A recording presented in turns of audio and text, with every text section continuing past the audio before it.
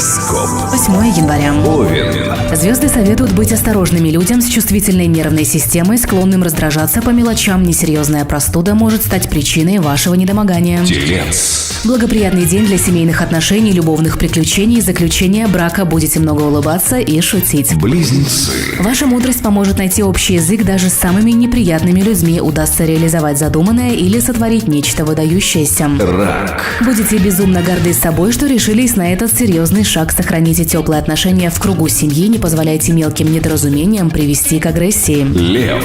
Звезды советуют ни с кем не конфликтовать, сдерживайте себя и не растрачивайте жизненные силы по пустякам. Дева.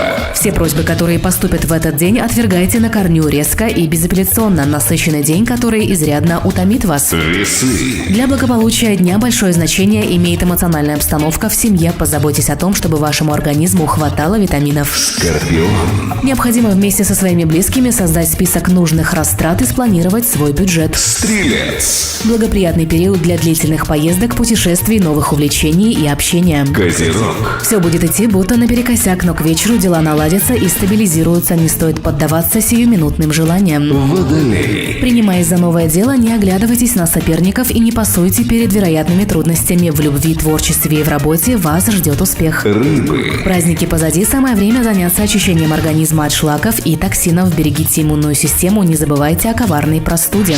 Это был гороскоп на сегодня, 8 января.